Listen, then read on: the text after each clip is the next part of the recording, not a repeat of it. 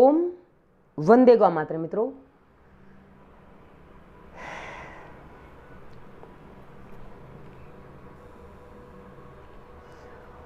ओम वंदे गौ मातरम। मित्रों, श्री कृष्ण गोविंद हरे मुरारी, हे नाथ नारायण वासुदेवाय। जय श्री कृष्ण। मित्रों, ब्रह्मलीन संत श्री डोंगरे जी महाराज द्वारा रचित श्रीमद् भागवत रहस्य का हम पठन कर रहे हैं। मित्रों, आप जिस देवी देवता की उपासना करते हैं, जिनको अपना आराध्य मानते हैं, जिन पर आप विश्वास करते हैं, उनका नाम एक बार कमेंट में अवश्य लिखिए, क्योंकि ये भी ईश्वर भक्ति का, ईश्वर का नाम लेने का एक सरल विधि है।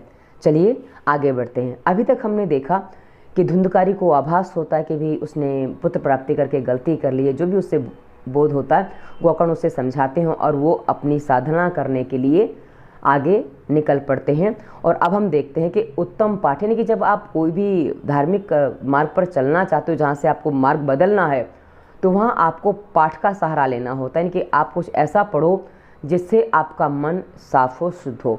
वही यहाँ वर्णन किया गया है कि उत्तम पाठ के 6 अंग कौन कौन से हैं।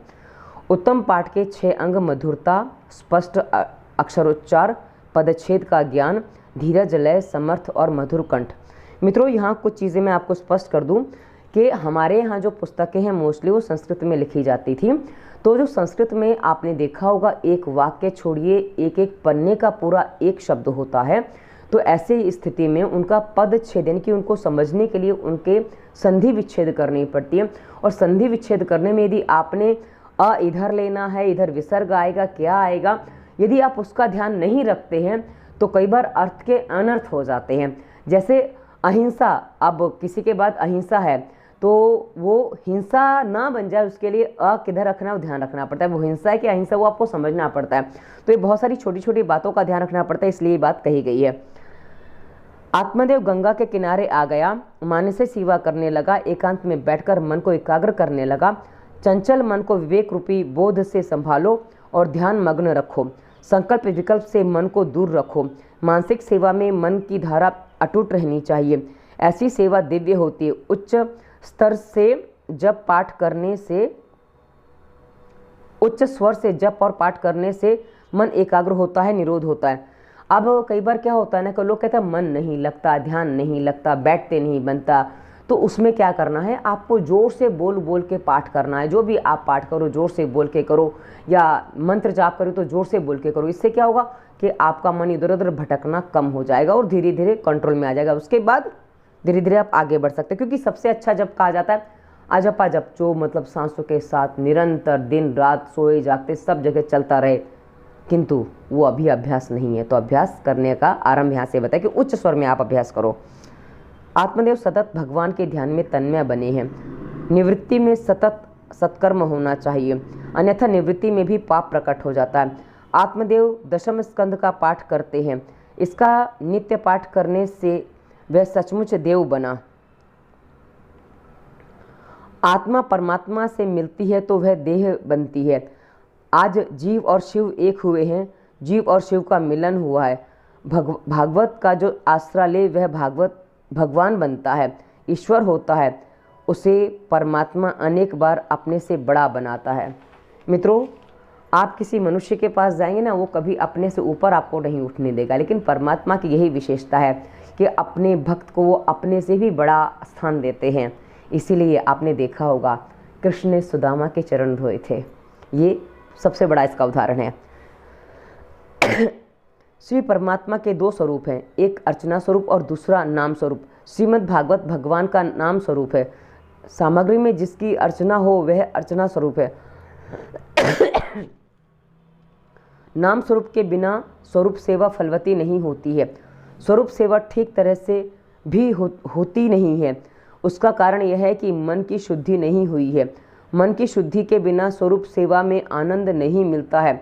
सेवक जब तक संसार के साथ ही संबंध रखता है, माया रखता है, तब तक उससे स्वरूप सेवा का आनंद नहीं मिलता है।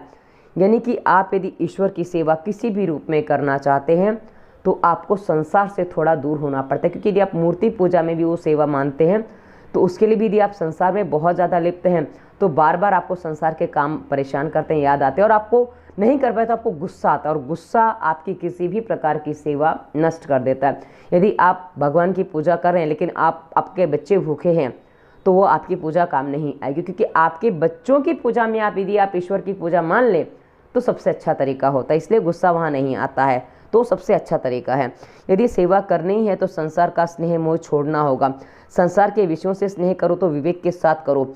अग्नि वैसे तो सब कुछ भस्मीभूत करती है, फिर भी उसका यदि विवेक पूर्वक सही उपयोग किया जाए तो अग्नि उपयोगी है। अग्नि न हो तो मनुष्य का पोषण नहीं हो सकता। अब मित्रों, संसार में जितने भी तत्व कहे गए हैं जो हमारे शरीर को चलाते हैं, अग्नि है, वायु है और ये जल है, ये जो सारे तत्व हैं मित्रों, ये एक ही तत्व पर्याप्त होता है संपूर्ण संसार को नष्ट करने के लिए, यदि वो अपने वेग में आ जाए तो, किंतु वो नियंत्रण में रहते हैं सारे तत्व। वैसे ही हमारे शरीर में भी यदि हम कुछ बातों को नियंत्रित कर लें तो हम ये चीज़ कर सकते हैं।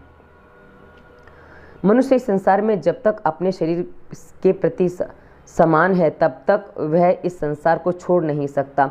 जो मन माया का स्पर्श करता है वह मन मनमोहन की सेवा में नहीं आ सकता। मन तो बार बार माया का विचार करता है, अतः मन मलिन होता है। नाम सेवा मन की शुद्धि के लिए ही है। जब तक स्वरूप सेवा में मन एकाग्र ना हो तब तक नाम सेवा करो। स्वरूप सेवा में आनंद नहीं आता है क्योंकि मन व्यग्र है, चंचल है। अपना मन ईश्वर को छोड़कर बार बार विषयों की ओर भागता है। मनुष्य का मन संसार व्यवहार के साथ इतना तो तद्रूप हो जाता है कि जिसके कारण वह पाप करता है और उसे अपने पापों का भान भी नहीं रहता है। स्वरूप सेवा करते समय हृदय पिघले, आंखें गीली हों, आनंद हो और हृदय में सात्विक भाव जागे तो मानो की सेवा सफल हुई।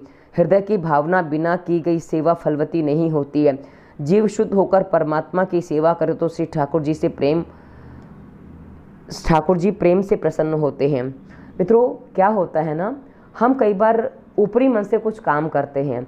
जब अभ्यास नहीं तो ऊपरी मन से भी करो और धीरे धीरे उसमें रमते जाओ, उसमें डूबते जाओ। जितना डूबेगे उतने ही उसके आभास आपके मन में, आपके मस्तिष्क में, आपके हृदय में विराजमान होंगे और वो जितने मजबूत होंगे उतना ही आपके साथ कुछ चीज़ें आपको अलग तरीके से, जैसे कहा ना, आँखों में आंसू आए वगैरह, ये उसके बाद सब चीज़ें धीरे धीरे अपने आप मन भावुकता में हो जाता है। मन में अनेकों जन्मों का मैल भरा होता है और स्वरूप सेवा में मन की शुद्धि अति आवश्यक है।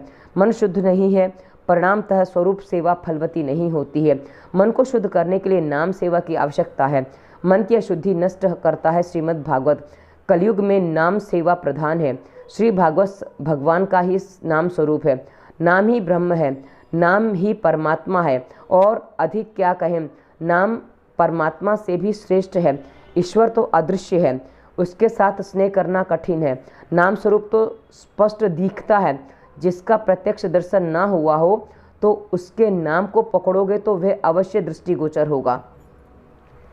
अब मैंने ये चीज़ अनुभव की है प्रत्यक्ष के, जिस व्यक्ति को बार बार आप याद करो, वो भले आपने उससे कभी देखा नहीं, मिले नहीं, कहीं ना कहीं उससे सामना अवश्य होता, कहीं ना कहीं उसके बारे में आपको जानकारी अवश्य मिलने लग जाती है।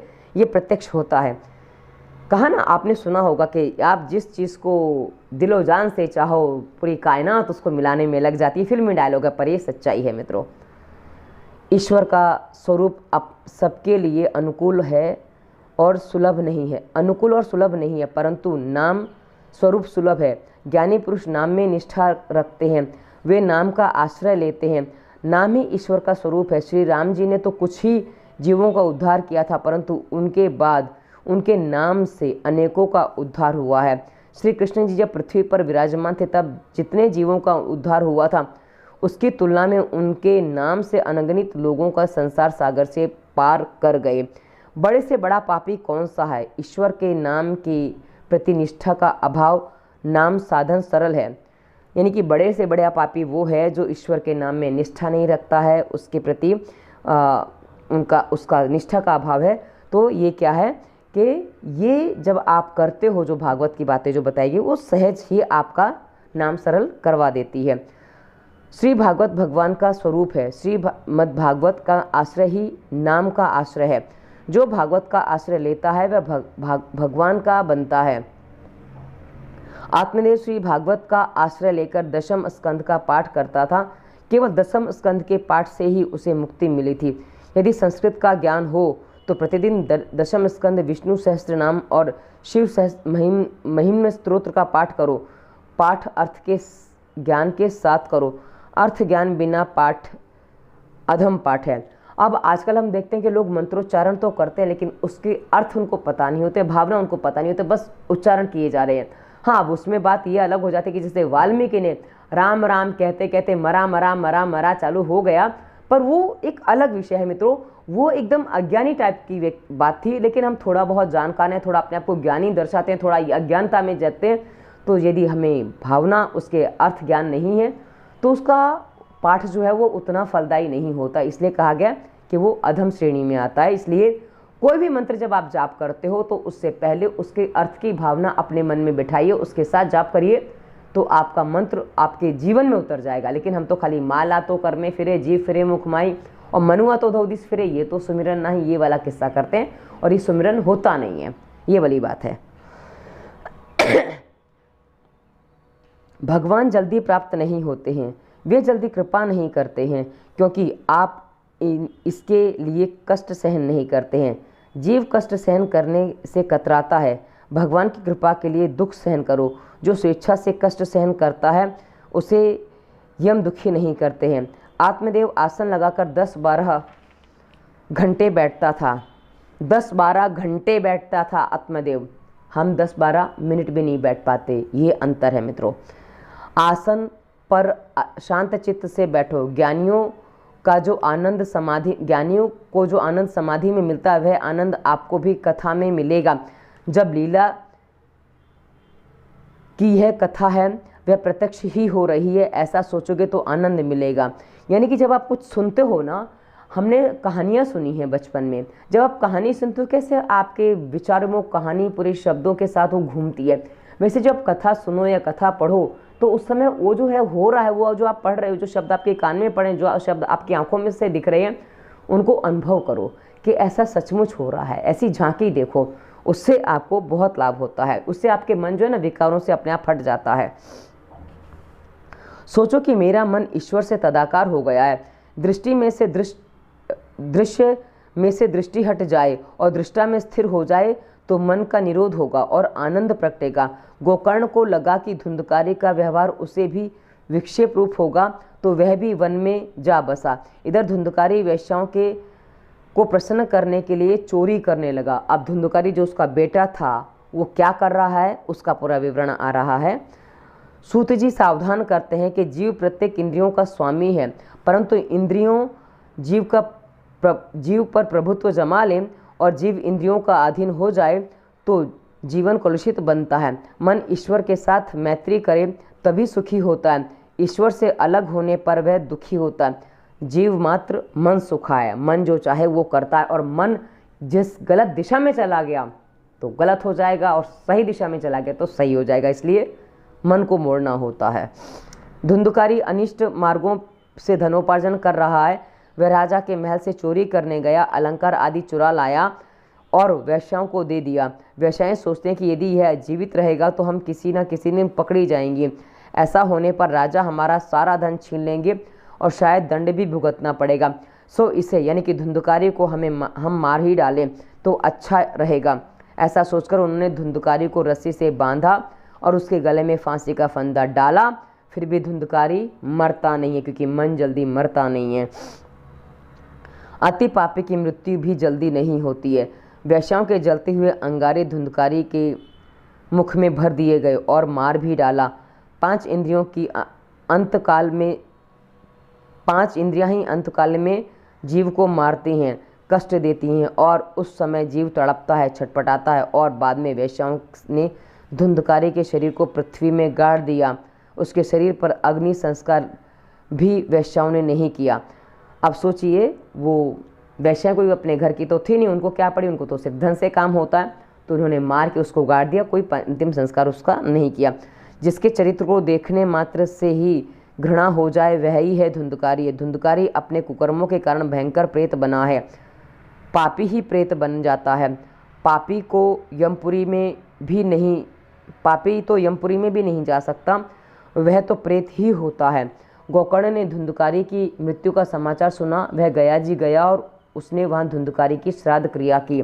अब गया में श्राद्ध की जो कथा है वो क्या है, उसका महत्व क्या है, वो कैसे महत्व बना, उसको हम अगले अंक में चर्चा करेंगे। ये अंक कैसा लगा अवश्य बताइएगा, एक बार कमेंट अवश्य करिए।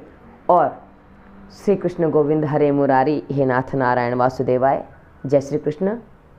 धन्यवाद। वंदे मातरम।